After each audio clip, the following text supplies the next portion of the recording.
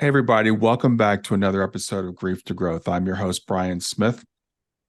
And today I've got with me Frances Key. We know her as Frankie. If you've listened to me for any amount of time, you've heard me talk about the team books. I refer everybody to them. And Frankie's been on the show a couple times before.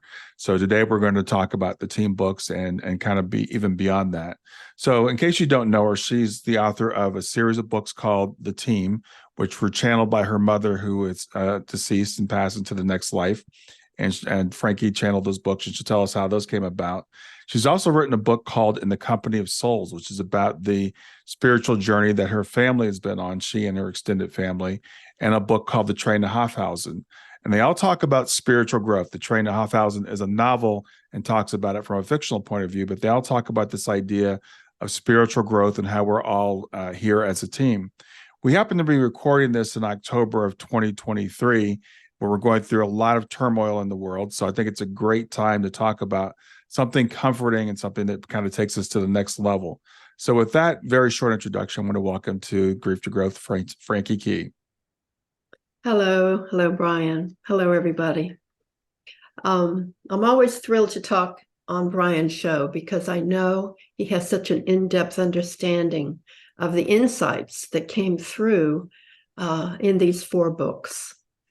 All of this occurred 13 years ago, starting 19 days after my mother had died. And I was on an airplane going to New York to see where 2 of my daughters at the time lived, to visit them. And as I looked out the window of the plane, we all know how inspiring that vista is when we look out at the clouds. And I just spoke to her from my heart in my mind, and she answered me. I heard her in my mind, but I also felt that I heard her audibly. So this kind of communication went on throughout the flight, and I pulled out a paper and pencil because I'm a writer and I've always had one handy, and I wrote down what she said. And the topics quickly moved from personal feelings and situations in my life that I was bringing up to her, even regrets that I was expressing to her, things I wish I'd said and done differently, better. And it moved into universal themes. And little did I realize that what I thought was this amazing experience of communication that would occur on an airplane one time in my life would go on for years, ending up writing these 4 books of spiritual insights. There's about 100 of them. And the first book was out within 3 weeks because it completely absorbed my every waking and sleeping moment. The primary theme of all the books is one of her first statements to me, which was, "You are not alone. You're not even functioning as one person. Nobody is, for you are a member of a team, a spiritual team as close to you as breathing." In book 1, she made many essential points, but they're like little seeds, little nuggets buried along the way. And all the other books seem to develop them in much deeper levels. The first book was clearly her personality, her voice, her energy, her playfulness, her use of analogies like a teacher, which she was, school teacher. Mm-hmm. The subsequent books, it was obvious that other teammates were coming in because we all belong to our own spiritual team. And within that team are souls of varying expertise. And this expertise is blended so that this team can operate. The comparison is given in book 1. It's very much like a company on Earth, where everybody has a role, everybody has a skill. You have the artistic director, you have the marketing person, you have the one who knows how to fix the lights if they go out in the building. So everybody has something they can contribute, and we can call on these members of our team to work through us, to give us abilities that we might not have at the moment. So some of us are in this lookout tower of the soul, and then some of us are boots on the ground, and we alternate places, and sometimes we're together in one side or the other. And there's many more locations than just this physical earth. Everything's not neatly divided into the physical earth and the other side as if it's all black and white.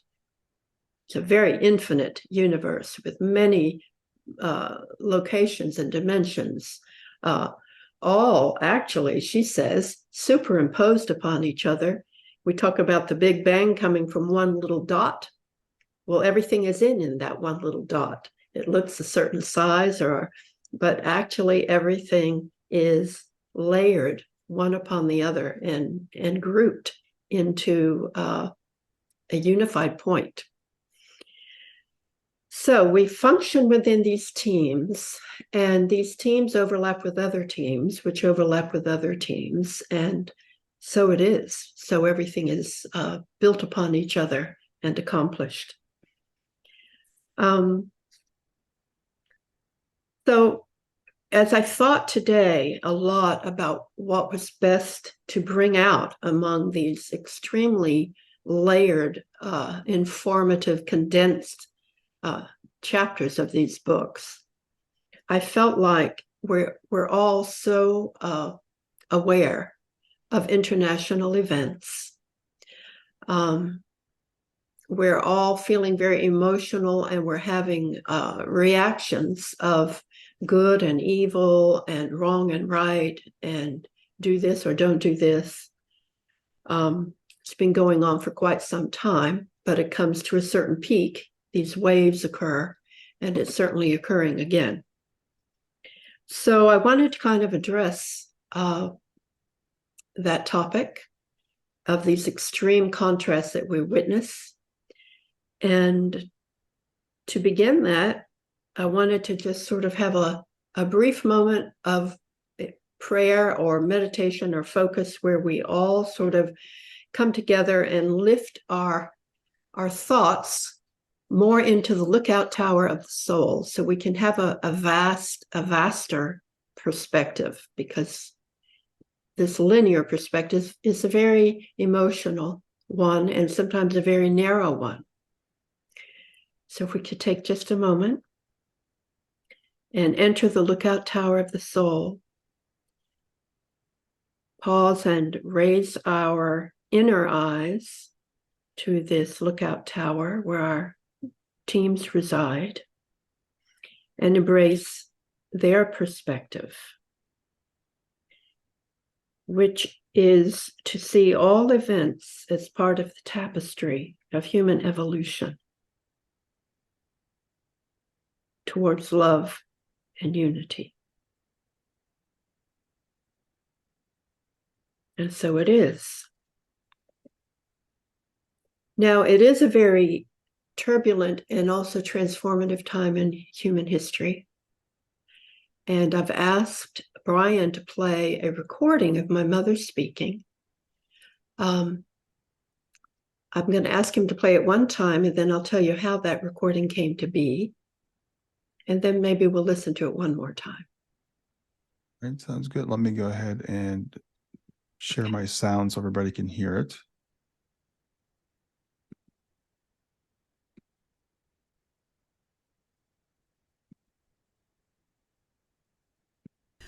I'm speaking to you as the member of a team that believes that the human race is preparing for a tremendous change, a change that may come in a form too beautiful to describe or too frightening to consider.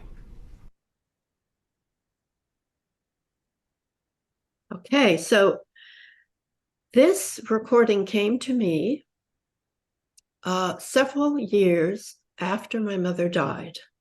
I had written book 1 and 2, and a friend sent me a recording of her playing the piano before she passed away. I think about a year before she passed away in 2001. 10, we took her to my friend's recording studio to play all her favorite songs on the piano, really pop tunes from the 40s mostly. And because we wanted to have them preserved. She was in her 80s. We weren't aware she was sick at the time. And she passed of cancer, but she had not been diagnosed with anything then. But she was in her older years, and we wanted that recording. So we took her, and we all sat with her by the piano. We sang along at times. We had a good time. We were there about 45 minutes maybe, and then we all left. So when my friend Gina sent me the recording, I listened to the music, and when it came to the end, there was another track, and that was on it. It sounds like she's reading from something.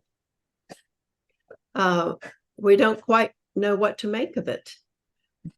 I have a dog sitting here. You might hear her bark.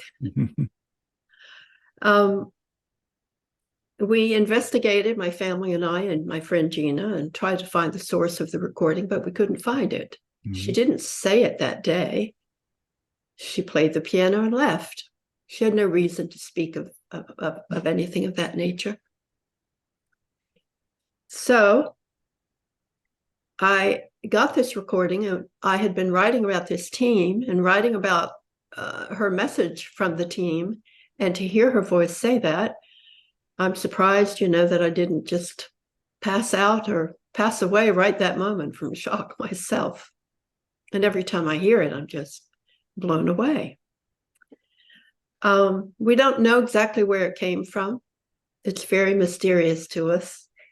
It's been suggested that her energy and the team's energy tagged it onto the end of that recording, which is, in spite of all the miraculous things that I've witnessed and seen in my life, it's pretty hard to even accept that idea. But nonetheless, there it is. And it did come to us several years after the team books were written. So if you would play it one more time, Brian. Yeah, sure. Hold on 1 minute. Let me share my sound.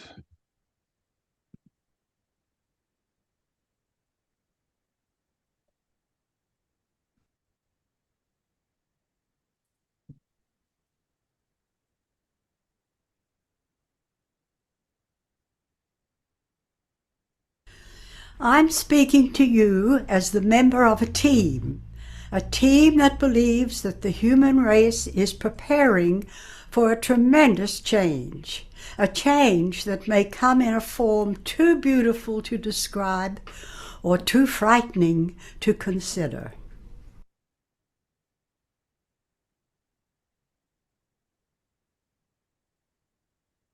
And so, in thinking about her words and looking at the events of today, and knowing that this came to us in a very powerful and unusual way, I've picked up book 3, and I've gone to the chapter called All Hands on Deck. And I've always said to Brian, I'm just a person talking about these books, unless I'm actually reading from the book, because I'm a student or a scribe. I'm not really the author. I'm not really capable of the complexity of this kind of material. But several times throughout the book, a number of times throughout the book, but 2 I'll mention, the words all hands on deck are used. In book 1, it's stated, it's all hands on deck for humanity, and that's one of the reasons I'm able to communicate with you right now in this way. And in book 2, it says, now is an all hands on deck time in human history. And she goes on to describe that when the call goes out, all hands on deck on a ship, it means everybody come out of the hold wherever you are and go to your places, get to where you're assigned to be, and be ready to fulfill your post. So she says that what holds us back from coming out on all hands on deck? Like when we receive this call and we think, well, what am I supposed to do? Where am I supposed to be?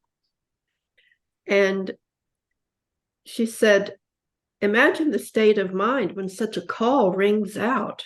There must certainly be some who hesitate, afraid of what might be awaiting for them on deck. They're below, working below perhaps, and they're afraid to go on deck. Others may be eager for a new adventure. Some may freeze in confusion, wondering should they go or stay. Some might drag their feet, feeling very attached to the familiar task they've been doing. Some may snap to attention. Some may want to be part of the excitement and abandon a position they've been assigned to, where they actually need to stay. Those who are heavily laden with tool belts, hats, coats, or other burdens will have to have time to extricate themselves, much as a firefighter must stop to remove heavy attire when he finishes his work in the fire and moves on to another task. So she says if we're too preoccupied with all this clutter and all these things in our lives, she gives the analogy, you're taking time to fix your lipstick because it's crooked. I mean, she has a lot of humor in what she writes. Mm-hmm. It's going to trip you up in taking your rightful place as in your team to do your work. She said some are terrified of the winds above. We are less useful than someone who isn't bogged down by these things. There's just no time to waste on someone who's pulling themselves out of the hold. If you can't come now, come when you can, for the show must go on with us or without us. So what is this show? What is this work, really? All through the books, it says we cannot address anything outside ourselves unless we do the inner work. We have to address the inner violence before we can address the outer violence. It says that when we look at these terrible conflicts, these global political wars and horrible things that go on, that we're all part of those current events, because every thought that we've had or action that we've taken of a revengeful, violent, or angry nature in this lifetime or a past lifetime has contributed to that violent event. We want to blame others. We want to point fingers. But we have all contributed with everything we've ever done and thought in any lifetime. We've all contributed to everything that occurs. We're part of the violence, some more than others. It doesn't mean we literally at this time would commit those kinds of acts. I personally don't know anybody who would commit such acts.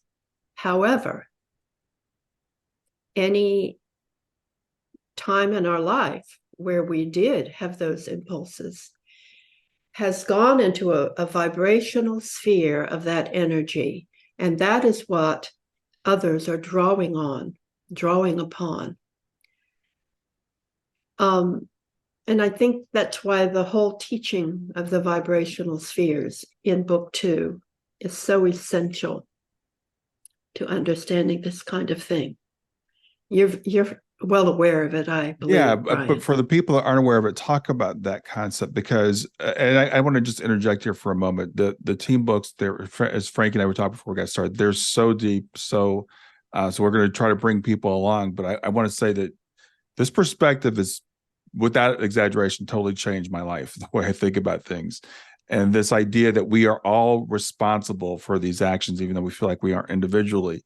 So let's talk about the spheres and how we contribute to those. Well, in book 2, the vibrational spheres are described as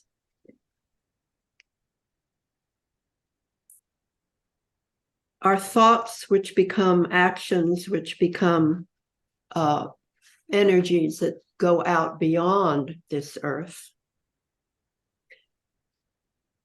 join magnetically to other thoughts of the same kind, eventually becoming part of enormous spheres that are comprised of these specific types of vibration. As a result, there exist throughout the universe countless spheres of these thought collections, and each one of us is connected to them through our unique vibrational alignment. In a sense, they are storehouses of varying degrees of energies that we've all contributed to and we all have access to. So as a result, there exist spheres of love, anger, kindness, violence, forgiveness, peace, conflict, fear, mercy, joy, every possible form of energy, each floating like gigantic bubbles with unique shapes and sizes between all dimensions. And all of us are contributing at any given moment to these spheres with our own being, our own essence, what we're thinking, what we're doing, what we're talking about, what we're spending our time on. And we're always pulling from them. And she says that it's really remarkable how huge energies beyond what you would normally expect, like a person who's able to do something they never dreamed they could do. Say they were physically strong enough to lift a car off someone, or they're able to, I don't know, just get up and make a presentation when they have a terrible fear of speaking in public, and somehow they were able to do this. It's because we draw on these spheres where all the energy of courage, for example, resides, or strength or heroism. We draw upon them, and so we can become greater than ourselves. We're so tiny. I mean, we all think about that in this vast universe. Who are we? This tiny little being, really, this speck on a speck on a speck. However, we have the only reason we have that we are more than a speck on a speck is because we're connected to such vastness. So we pull in this energy of love, or this energy of forgiveness, or this energy of kindness. Even when we think we can't possibly do it, we find it, and it's because it's a power greater than us. When we meditate, if we have an experience of bliss, all that bliss goes into a sphere of bliss, and others pull down from that and use it and experience it and live it. But the opposite happens too. Terrible waves of anger and hatred and revenge take over people, and they're tapping into these spheres that everyone has contributed to little by little throughout time. And so a wave of revenge and a wave of brutality takes over an individual because they've tapped into that. So the responsibility we have is tremendous to really monitor what we're contributing to these spheres. And she points out, we can't just beat ourselves up, but we want to be aware. When we have an impulse in ourselves, we just want to be able to go, oh, there it is. Oh, that's that. That's that judgment. Oh, that's revenge. Oh, that's because as soon as you catch it, even if it's little, even if it's very small, even if it's a nudge, it starts to lose its power. When you can name it and shift it. Yeah. I love that, because it gives us, it cuts both ways. We know we're not alone. We know that we always have a team, and we can draw on the team strength and that. But it also gives us a sense of responsibility. So when we look at it in the world and we see what's going on, we have to also realize that we do contribute to that. And I was talking with someone just yesterday who was talking about how can a loving God, have these things happen? How can these things be happening when God is supposed to be loving? And I'm like, but we created this. This is the result of free will, that we've all collectively created the world that we live in. Yeah. Yes. And so as we look at these vibrational spheres, we take responsibility for what we've put into it. And we literally focus on moment by moment through our day, linking up with the highest spheres that we possibly can. Again, not beating ourselves up when we're in a rut, when we're having a tough time. Because if we're taking up our energy and time in some kind of self-loathing and self-condemnation, that alone is counterproductive to what we're trying to do. Right. She speaks a lot about overcoming remorse, overcoming guilt, and leaving behind our condemnation of ourself, because that is a type of inner violence. Mm. And that inner violence can spill out and be used as outer violence. Mm. She points out that everyone that we see is either a past, present, or future version of ourselves. We may see, tremendous love and compassion and kindness. That may be a version of ourselves today, or it could be who we've been in the past, or it could be something we aspire to in the future. But the uglier things of the world too. We have past, present, or future known this. And of course, we want to take control of our present, which will ripple into our future. So we want to avoid being part of any of that. So it begins with understanding that what we're seeing right now, for example, with the Hamas and Israel situation, is a cycle of revenge. And perhaps some of us have felt revenge in our lives. I know I have had that experience, and I'll share here, which I don't often share, but I want you to understand that I really know of what I speak. There was an incident long ago in my life where a gun was held to my head. And it was a very violent incident. And after that, I had a period of time of revengeful feelings.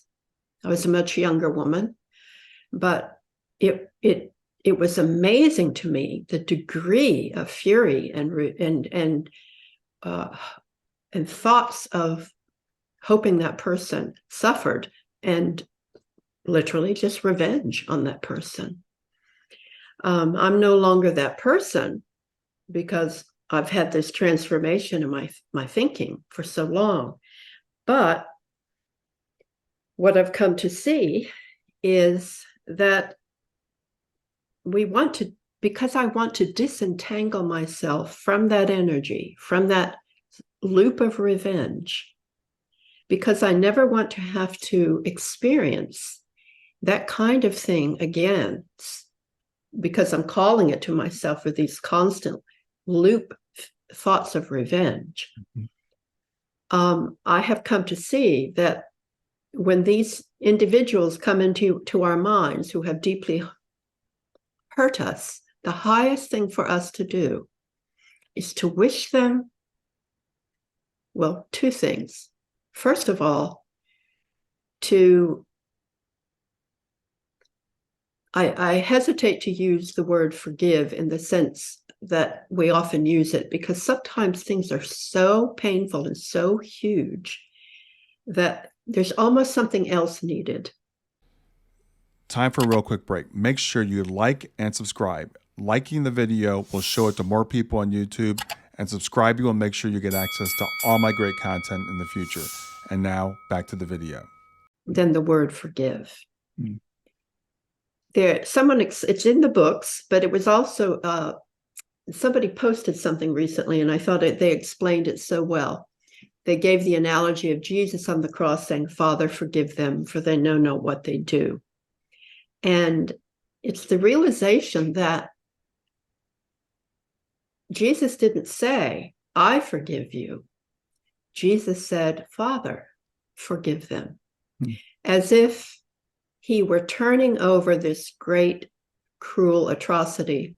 He was turning it over to universal law, turning it over to the Father, turning it over to something even higher than his physical self.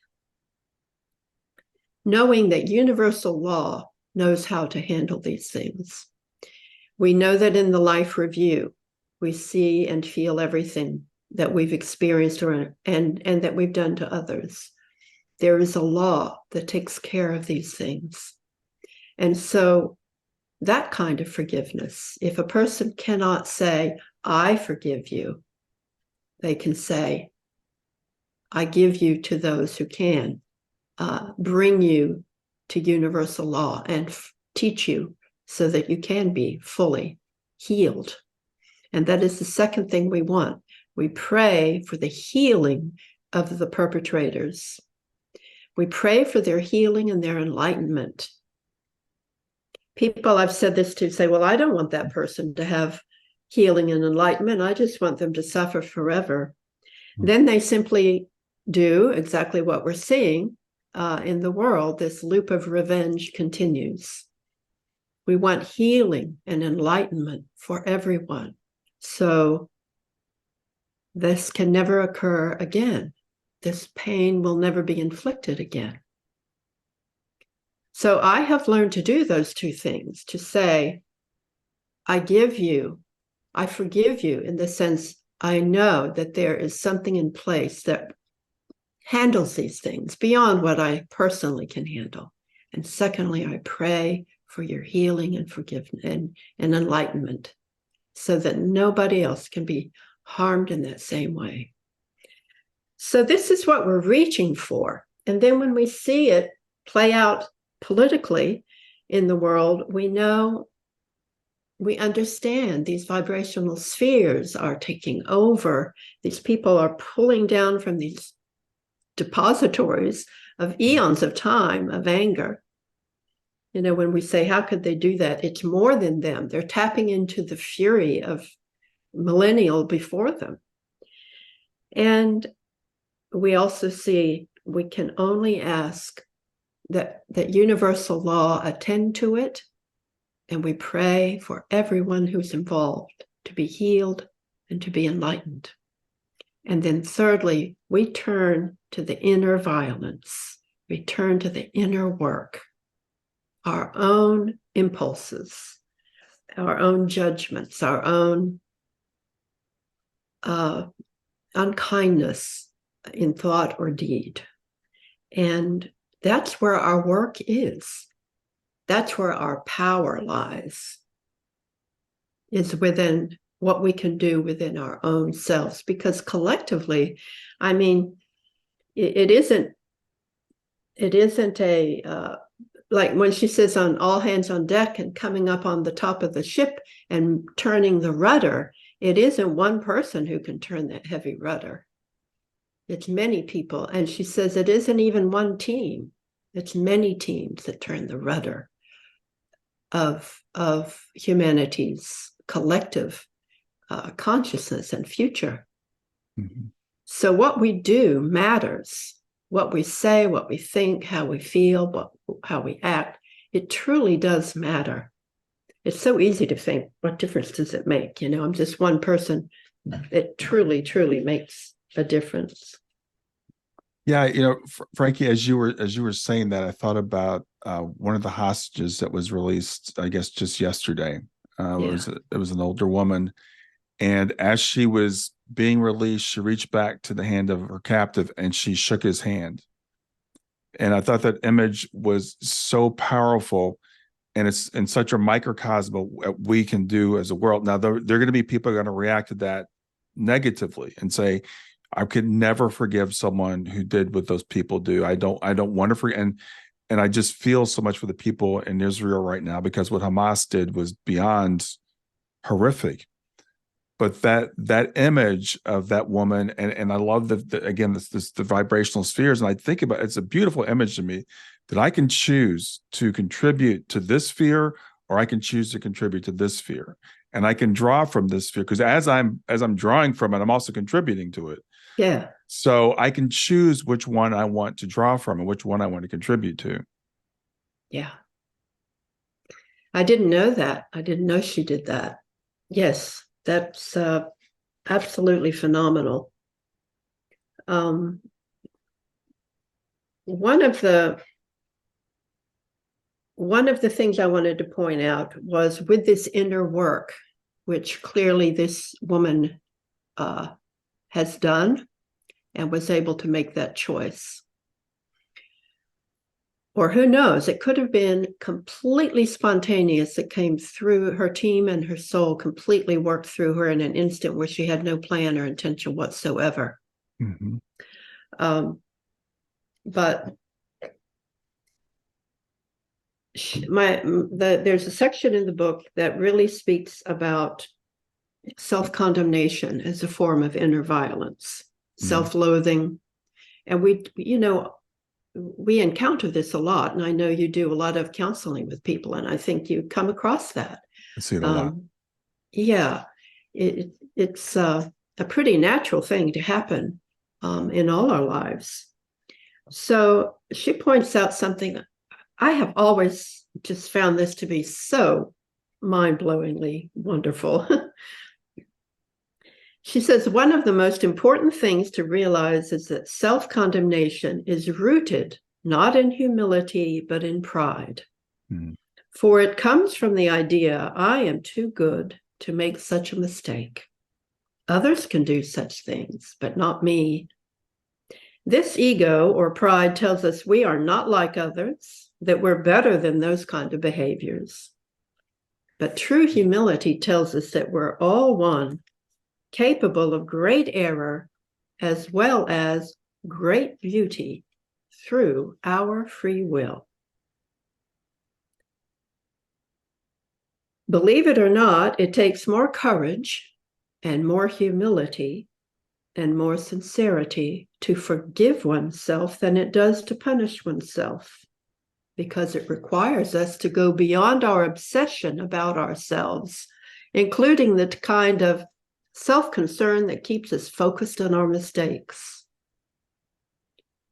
It requires that we care more about healing our wounds for the sake of becoming a stronger vessel for our team than directing that same energy towards self-condemnation. She says one must stay extremely self-absorbed to remain mired in a sticky vibratory sphere, giving up a great deal of time, thought, and energy in order to maintain this degree of self-contempt. Yeah. I still remember reading that. I've read the book several times, and that's one of the passages that really sticks out to me. And as you said, I work with a lot of people that go through the self-condemnation, and I think sometimes feel like it's like a false sense of humility to say I'm such a bad person. I'm such a bad person. And what she's saying is exactly the opposite of that. When we do that, so forgiving ourselves, letting go of ourselves, it's for the sake, again, it's not just for our own sake, it's for the sake of our team, it's for the sake of the world. That's the selfless thing to do, is to forgive yourself. I think that's beautiful. It is.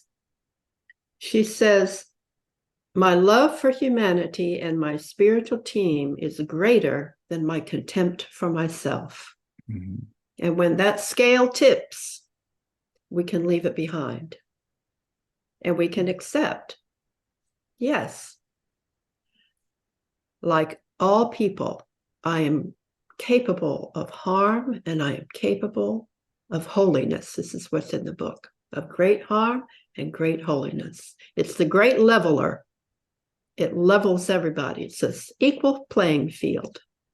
And it helps us reduce our attitudes of judgment.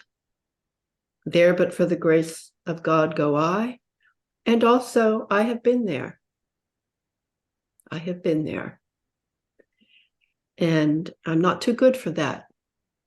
I'm no better and no worse than anyone else. And when it does make us humble, and it helps us to stop the constant judging, which is human nature. We go to revenge, we go to retaliation, we go to judgment. So these are this is the inner violence that we want to work on so that it doesn't spill out into greater violence. Yeah. And as you said, that inner violence becomes outer violence, whether it's even the thoughts we think about ourselves. If we're condemning ourselves like that, then we're going to condemn other people in the same way. Yes, that's right. That's right. Or if we can forgive someone else for doing the very same thing that we did, but we can't forgive ourselves. Now think about that. That's because we think, well, I'm too good for that. They can do that, but not me. Yeah. They can do that and be forgiven, but not me. So it's a real freedom, and it truly takes humility just to be there. And then once that field is leveled, then you think, okay. And she says, when that guilt or that remorse or all those feelings come up, that self-condemnation, say, I don't have time for you. I have better things to do. I have work to do. People need me. People need my light. People need my energy. The world, I have better things to give the world than this. Mm-hmm. So thank you. I've worked with you enough. You're an illusion. I appreciate what I've learned from you, and I send you on your way. Mm-hmm. I'm busy. Try it.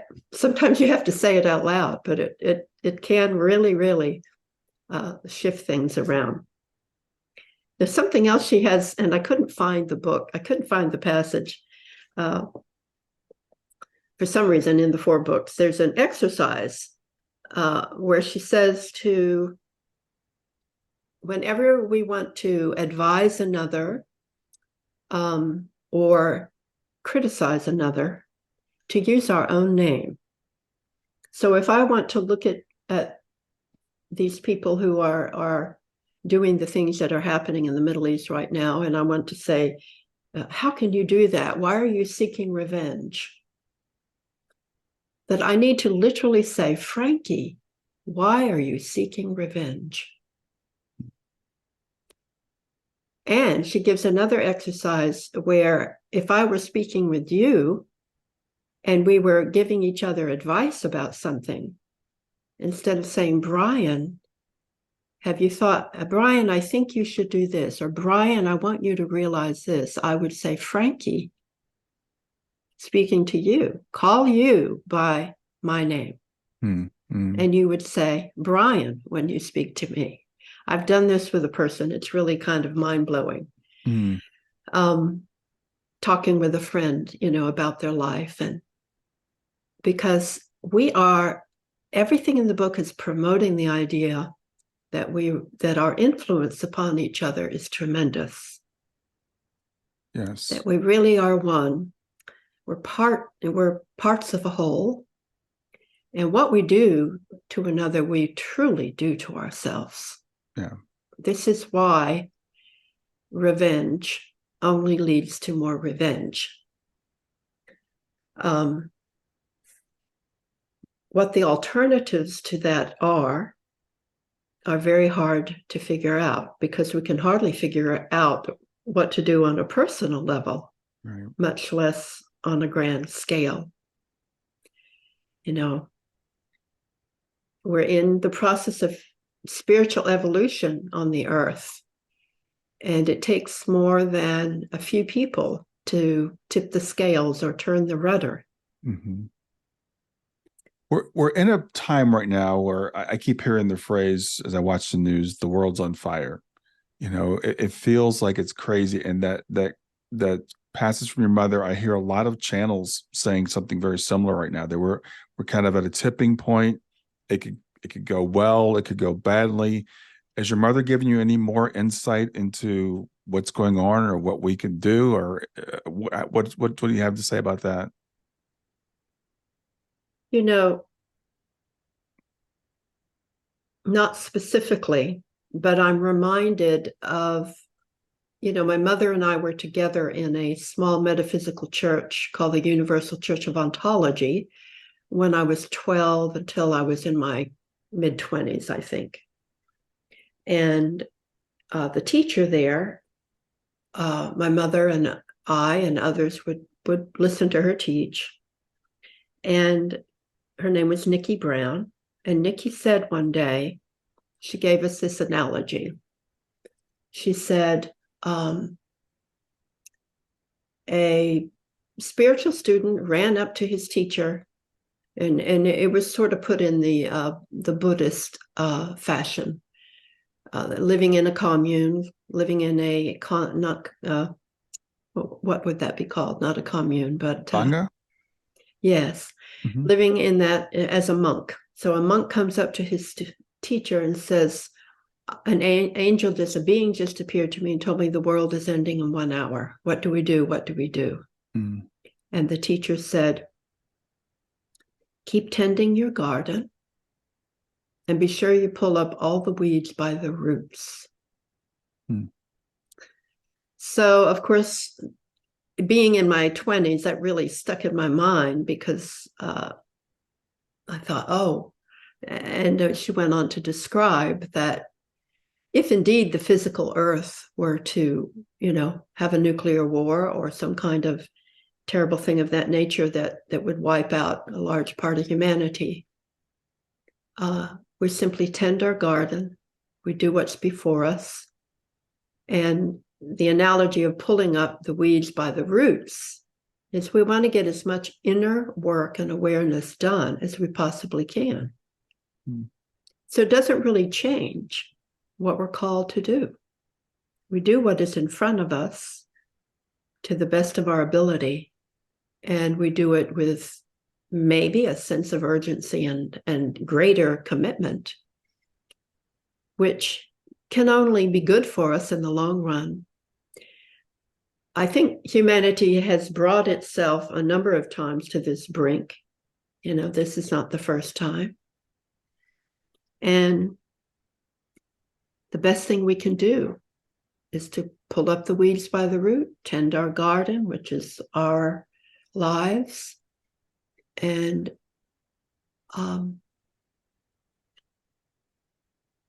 work on the inner violence. Connect as often as possible, whether you do this through meditation, prayer, maybe somebody just does it while they're gardening. It can happen in any way, shape, or form. Mm-hmm. Connect as often as you can with your team, with these higher vibrational spheres. And if we're called to do something very practical, and some of us are, step forward and do it. Mm-hmm. This doesn't mean we're supposed to be cut off from practical work in the world. There are many opportunities people might have to hands-on do something for someone. And a gesture like that woman made, turning around to touch the hand of that person, we can look for more of those kinds of gestures in our own life. Is there someone we are estranged from that we could, it doesn't mean we have to bring them back into our life 100%, but could we heal something? Is there something that we could heal? Because by doing that, we're going to contribute to these vibrational spheres of healing, Mm-hmm. of forgiveness, of peace. We have to hold high a vision of peace in spite of appearances to the contrary. keep the vision of that. Right. We don't want to dwell on the opposite vision. We're told that the past, present, and future are really, not stretched out this way, but on top of each other. So everything we do in the present automatically ripples out. When you look at a pond, you drop the rock in. The ripples don't go in one direction. If you call that shore the future, they go the other direction too. You can call that shore the past. Whatever we do in the present affects the past and the future. It seems impossible to us, but it does. There's a lot of information in the books about that. And so all these alternatives are available to us. They're all strands of possibility. And yes, at any time, anything can go in any direction. I mean, we kind of know that. Yeah. We have choice, and anything, the dog over there right now could jump up and bark. And so far, she's been really good, but the possibility is there. So all these possibilities exist, and we just want to align ourselves with the highest possibilities we can envision. And I love what you talked about at the very beginning, that idea of lifting our eyes up and taking that higher perspective. And that's one of the many things I've gotten out of the book is trying to make that shift and to understand, because when we talk about the team, I can imagine people thinking, well, I don't feel like I'm on a team. I feel like I'm alone. I'm here doing this by myself. There's nobody helping me. And so how do we feel more connected to our team? Well, when we come into this earth experience, a big part of the experience is sort of entering into a stream of illusion. Otherwise, we couldn't be here, couldn't live here. And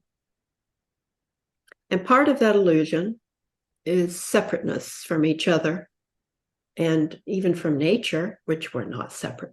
I mean, the trees are literally, the plant life is literally breathing with us. They breathe in what we put out and we breathe in. We are literally, they're like an extension of our lungs. We are literally part of each other, but we don't even think about that. Most people don't even take a moment to walk out and think, I'm breathing with these trees. So separateness is a big illusion that we all embrace. And the phrase, fake it till you make it, sometimes just sitting, even though you don't feel it, it doesn't seem real, just sitting and acknowledging. It might help to have a prayer or something that you repeat, a mantra. I am not alone. I love to say that what is in the books. You are not alone. You're not even functioning as one person. Nobody is, for you are a member of a team. So I am not alone. I am not even functioning as one person. I love that concept. And I often say, join me. Maya Angelou, she's so famous for that. And she says, when I go up on stage, I take everybody who's ever loved me and everybody I've ever loved on stage with me. I just bring them all. They all come. All my ancestors, of course, all those I can't see and can see, every bit, they're all with me. They're all with me. I never come alone. So remind yourself of that. If you constantly think over and over and get that groove in the brain drilled in there, I'm alone, I'm not, that's what you will experience. But if you can begin even a little, 5 minutes a day, telling yourself, I'm not alone. I'm with a team. They're with me.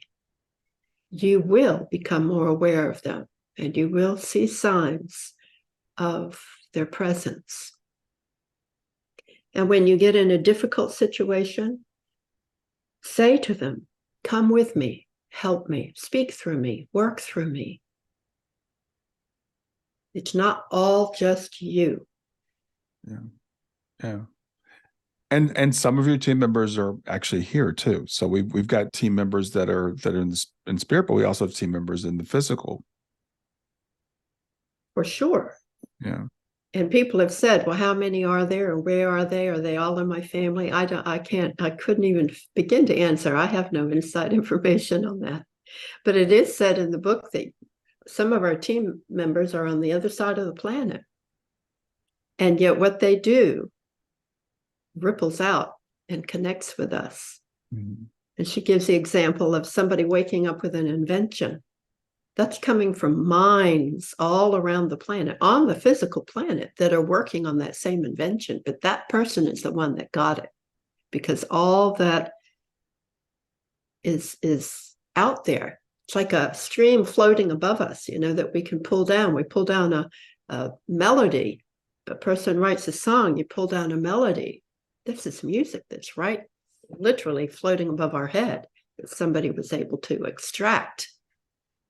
So, yeah, I just saw that concept just the other day, and I can't remember where I saw it. I thought it was really interesting. It's like once someone creates something or has a thought, it goes into this pool that we can all pull from. So again, we have this idea that all my thoughts are my own, and I'm creating all of them. But there's another idea that says these thoughts are out there, they're available, and we pull them in. So if you start to take that mindset, it really opens up your world into what's possible for you, because we can sit and tap into that infinite wisdom. absolutely. And it's not, and this is with the people who are right here upon the earth. Mm-hmm. Yeah. So how much more it is when you imagine the teams, multiple teams all throughout the universe overlapping and feeding into one another. It's really tremendous. Can kind of be too hard to fathom at times. But it is so helpful to take the time on a regular basis to enter the lookout tower of the soul. And you might use the analogy of going up in a plane where we look down and everything is, that's always an amazing thing to see the little tiny dots of humanity below. And it just broadens your mind, or perhaps you go up in your mind to a mountain, or perhaps you go right off the planet in your meditation and see this vast network to which we all belong and we're contributing. So our big task is within ourselves, but she cautions all through the books, don't wait until you think that you are some kind of level of perfection before you do anything anywhere in this world. A lot of times, just in the doing, you can raise your vibration, and you can be useful in some way, somewhere, at any point. We fall into this mistaken thinking of, I've got to get this lined up, and this has to be right, and this has to be done, and I have to, before I could possibly be spiritual. Right. Let it be messy. It doesn't have to be perfect. Just commit in your heart, and it will unfold. Yeah, I do hear a lot of people talk about, well, one day I'm going to figure out what my purpose is, and Yeah. when that day comes, then I'll actually contribute. But we can all contribute right where we are right now, by touching just the people that are around us. And again, the images of the spheres has really stuck with me. The images of the higher self, that only a small part of me is actually incarnated. This was one of the first places I heard that concept was in the team book. So I've got my higher self that's still there, and I can connect to that. So we've got all these different things that we can connect to, and we can sit and we can choose. We can make a choice. I'm going to connect to that sphere. I'm going to connect to that sphere. Yes.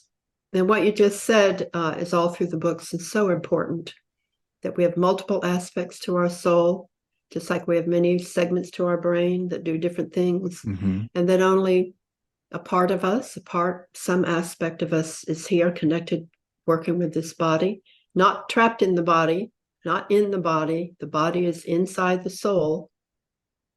And that's why the soul is so vast and connected with vastness. It's not some little tiny glimmery light that's stuck somewhere inside. Yeah. But this other part of us, these other aspects of us, are with our loved ones whom we grieve for and miss. We are together with them, and our body misses their body, but our souls are just as connected as ever they were. So, and not only that, other aspects of us may be right here on earth, in other bodies, in other places, doing other things, and other aspects of us may be in the other side or in other dimensions. But the one that's right here, right now, has this assignment. And so, let's make the most of this assignment. Let's not give up before our time is finished. I know many people feel like they just want to exit the planet. Let me just stop the world. I want to get off. Yeah. And let's do our best to fulfill everything to the end. Amazing things happen. The difference a day can make, the difference a year can make. Mm-hmm. I remember when I had that experience of that person that held me against my will and had a gun to my head. I remember about a year later, I was sitting I went to North Carolina, and I got to hear a friend of mine playing her fiddle in a public place. And I sat there, and I have a lot of musician friends. I'm a musician like you, love music. And many times I would watch people play and perform, and I was just thrilled with it and everything. But never before was I struck with, I almost didn't hear this. I almost didn't make it to this moment to get to hear her playing her fiddle. And the joy that went through me, and the gratitude and the appreciation and the awareness of, that I survived that, and that I get to have my life, and I get to fulfill my assignment, and I get to see these little tiny beautiful moments. I'm dog sitting, and here's another dog. Oh, wow. I get to help with my friend's dog, because we let's face it, people go through tremendously painful things, and in their state of grief, they don't want to do it anymore. They don't want to be here. Yeah. So I encourage us all to fulfill our assignment, and to reach out and find those who can support us through it. Yeah. Yeah. I love that so much. It's interesting because as you were saying that, I was listening to Christian Sundberg, who has pre-birth memories, and he was at the IANS conference, and he used that same thing. I get to do this. And a lot of times we forget that we chose this to come into these bodies. We chose this life. We wanted this. We wanted an adventure. And I know people are going right now, I didn't choose this adventure. You're right. But we love the challenge when we get through something. We like to overcome. And I tell people, think about, I love sports. And I was talking to a friend the other day that loves football. I'm like, we put on pads, we go out, we risk our lives, we throw the other ball back and forth. We, grown men are fighting and knocking each other around. And we do it just because we can. I mean, yeah, we pay money, but we pay money because we like the joy of watching the challenge. And so when you start to look at life that way, and when something happens, you go, I wonder what this is about. What can I learn from this? How can I take this and transform it into something else? It makes it a little bit easier. It makes it a little bit more, has more of a sense of meaning, and it gives you a sense of challenge as opposed to giving up. Yes. Yeah, I love the analogy of the sports, and in the books, the analogy is given of the surfer. Mm-hmm. I always use that one because the surfer, and I have all these son-in-laws who love to surf, they go out on that board, and yeah, it's nice to float on a placid sea and look up at the sky and whatever, but what they're really waiting for is the wave. Yeah. Yeah. They're Yeah. waiting for the wave. So the wave is where they can use their skills, and the waves of life are where we get to use our spiritual muscles, our spiritual skills, and the muscles we've conditioned in the workout gym for the soul, which is the earth. Mm-hmm. You know, this planet, it's described to me, is for the purpose of developing compassion. Many things we develop here, but one of the biggest one is compassion for ourselves and for other people. And this is why Jesus is so often held up as our greatest team leader, because of this compassion that was taught. You know, you can either go with the Old Testament is an eye for an eye and a tooth for a tooth, and the New Testament is, Father, forgive them, they know not what they do. Right. So we're being called to choose that higher way, not that old way, the old way of simple law and revenge. That's a really good point. And as you said, I was thinking about what an opportunity that we have, you know, with, again, what's going on right now, just what just happened in the last couple of weeks, and between Israel and Hamas. You know, what an opportunity to learn to practice compassion. What a challenge, right? It's not easy. I mean, Earth is, I think it's an advanced school. This is not kindergarten. This is advanced stuff, you know. And so people will, you know, we'll say, how, well, that shouldn't happen. Something that bad, you know, shouldn't happen. There should be some sort of a limit, I guess, on it. Yeah. But that's what tests us. It's that again, that woman, that image is going to be so powerful of her reaching out, and it's going to cause a lot of controversy, because some people are going to say, well, you can't forgive those people, and look at what they did, and we have to protect ourselves, and you know, and it's complicated, right? It's not an easy solution. There is no easy solution to this, which is going to force us all to grow, because we've got to figure out, how do we handle this? Yes. We've had a tremendous amount to force us to grow, haven't we? Yeah. In the last 10, 15 years, really, in this world, in this country. It's almost like everything's just put out there for us to witness, and some of us to participate directly in. Mm-hmm. So this earth has a vast array of levels of consciousness upon it, everything from the Hitlers to the Mother Teresas, and everything in between. And that is why it's a school of compassion. As I understand it, there's other places that don't have this wide contrast, where things are much a smaller contrast. Yeah. Much more peaceful. Mm-hmm. You know, we'd all like to just kind of live in a commune where everybody's peaceful and kind. And that kind of is the vision that we carry. But it is true that this huge contrast teaches us things we could never learn, perhaps anywhere else. Wow. Yeah. That's interesting. I never really looked at it that way, but that's absolutely true. Because of the great contrast and consciousness here, that's what presents the opportunity for so much growth, because we look at other people, and it's like, you know, are you even a human being? Right. Yeah. Yes. And we don't those levels of consciousness we don't connect with. She says over and over, if you are at a level right now where you are kind and compassionate, where you are understanding and gentle, just remember, you were not always so. Mm. There was someone who came and saw the light in you and reached in and awakened it. So we can't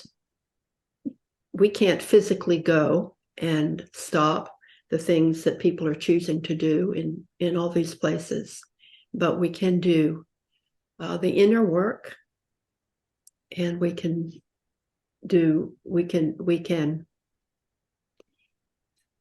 set the example as best we can for our circle of influence. Sure. And we can spend time every day, even if it starts out 5 minutes a day, acknowledging that we are not alone, that we have a team, and being willing to accept and interact with our teammates more and more, beyond and those here. And things will unfold, people and connections. It's just amazing how things happen like that. Yeah, absolutely. Frankie, we're coming to the end of our time. Remind people where they can reach you, where they can get the books. And I know we didn't get a chance to talk too much about your other books, but mention your other books as well. Well, the other book I put out recently was In the Company of Souls, which is a collection of 90 different stories of experiences that I and other members of my family and friends have had of a spiritual nature throughout our lives. And I really started collecting these so that my grandchildren, great-grandchildren would have them in the future as a family anthology. But then I thought, I'm going to put it out there publicly. I think it'll mean something to other people too. That's In the Company of Souls. And then my novel, The Train to Hoffhausen, Hoffehausen, a mythological city in Germany.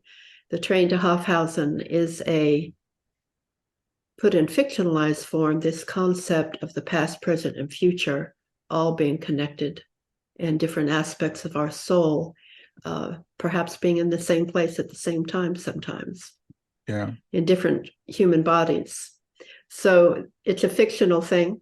I've actually turned it to a screenplay and sent it off, hoping somebody will make it into a movie, but we'll see if that ever happens. Yeah.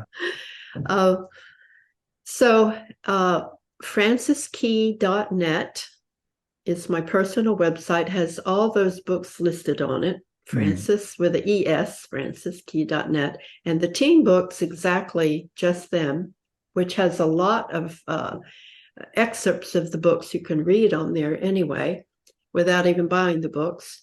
And all the interviews that I've had are on there. That is The Team Books with an S, theteambooks.com. I want to just quickly mention In the Company of Souls, because it is a collection of 90 stories. So again, people might say, I'm not experiencing this stuff myself, and your family has had extraordinary experiences. But I think as people read it, they'll start to realize, oh, yes, something like that happened to me, or I know something like happened to someone else. So I'm really glad you put that out, because I think sometimes people don't recognize that we do get these glimpses of the team coming through.